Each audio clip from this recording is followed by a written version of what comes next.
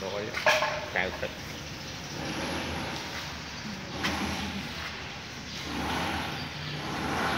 có mạch đó có mạch đó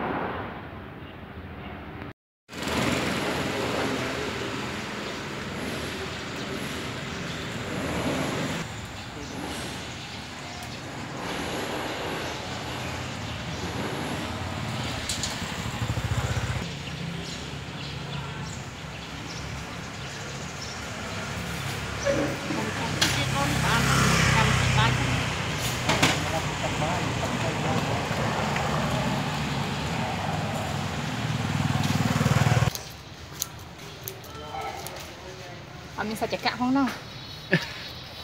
mà nhanh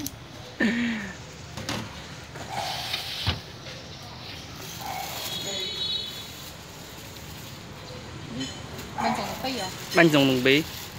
miếng sạch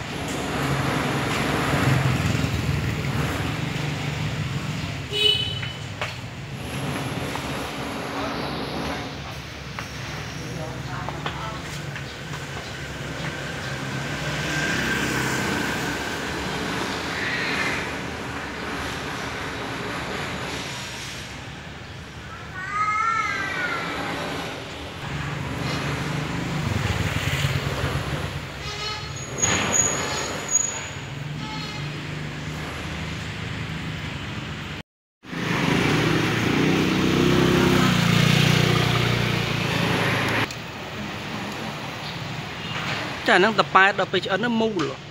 ngày năng này sạch khoai vậy đúng chưa sạch khoai như ngày bà dơ tiết kiệm bánh gió vì hiện hận á bà không phải gì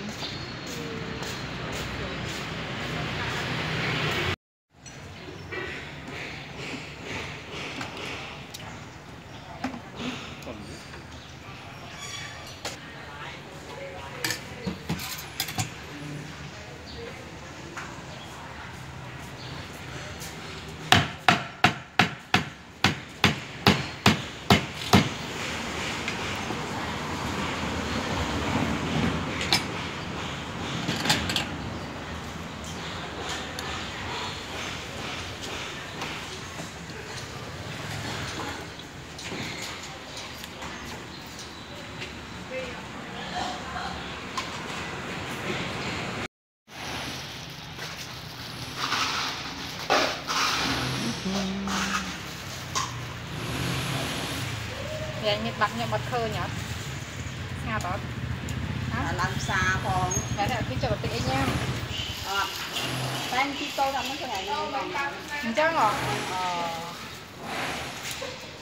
chắc đang thả mới này chụp lụi nào nhạc uống anh xuống nhau một Ngày sáng con ơi Cái con chay nó ngày. cái con chạy nó ngay con cả con không ấy đấy cha Con không muốn phi pan nan này anh. vậy tới con bệnh mạng nhom chăng nhom của mỗi tập năm ấy bàn miên bị ôn tư nhom sấy nông tiên không nó được nhiều chăng Cái bà ôn này. chả sợ thấy cả nhiệt lắm á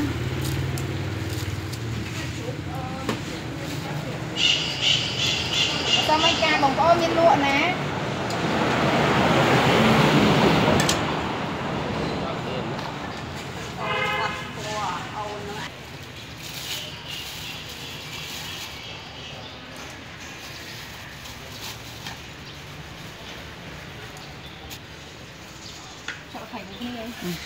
mùi kia mà lươn nhẹ Đặt cái bay hú cho mà đi ngọt ăn.